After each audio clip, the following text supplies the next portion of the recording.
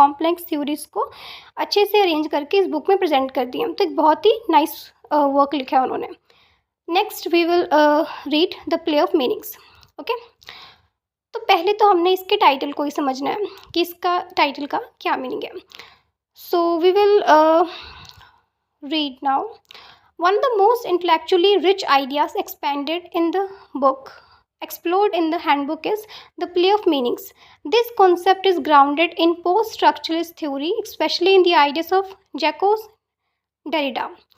तो जैसे कि जो बुक है उसमें बहुत सारी थ्योरीज मेंशन है, वैसे ही उसमें एक ऐसे कह लो या एक टॉपिक कह लो, एक टॉपिक मेंशन है, that is the play of meanings. ठीक है, और जो कि रिलेटेड है पोस्ट स्ट्रक्चरलिस्ट थ्योरी के साथ। तो अगर हमने इसके मीनिंग को समझना है तो हमने पहले समझना है कि ये जो थ्योरी है ना पोस्ट स्ट्रक्चरलिस्ट, ये क्या होती है। तो पोस्ट स्ट्रक्चरलिस्ट थ्योरी जो दी है वो दी है इन राइटर ने, जैको डेरिडा ने। ठीक है, इनकी थ्योरी है ये।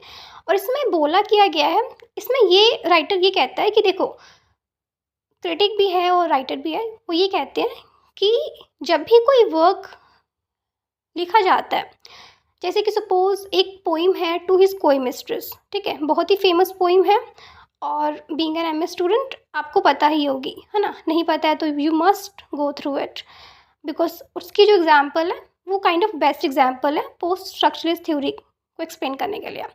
तो देखो, अगर हमने एक पोइम पढ़ी है, सपोज पोइम है टू हिज कोई मिस्ट्रेस, ठीक है, तो इस पोइम का पोस्ट स्ट्रक्चरलिस्ट थ्योरी क्या कहती है कि इस पोइम का सिर्फ एक मीनिंग नहीं है, इस पोइम का सिर्फ एक पर्टिकुलर मीनिंग नहीं है, इस पोइम के बहुत सारे मीनिंग्स निकल सकते हैं।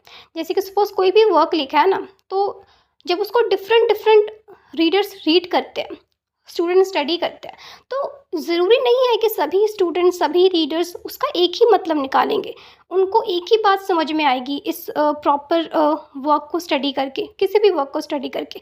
वो कहते हैं, ये जैको डेरिडा कहते हैं, as per post structuralist theory, जो कि अगेंस्ट है स्ट्रक्चरलिज्म के, कि किसी भी वर्क के अलग अलग मीनिंग हो सकते हैं और ये डिपेंड करते हैं उसको रीड करने वाले पे।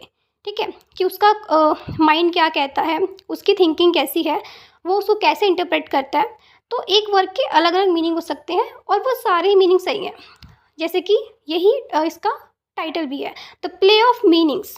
मीनिंग्स का प्ले मतलब अलग अलग मीनिंग्स। ठीक है, समझ रहे हो ना, द प्ले ऑफ मीनिंग्स की मतलब बहुत सारे मीनिंग्स निकल सकते हैं। तो कुछ इस तरह इसका मतलब है, डिफरेंट मीनिंग्स। ठीक है,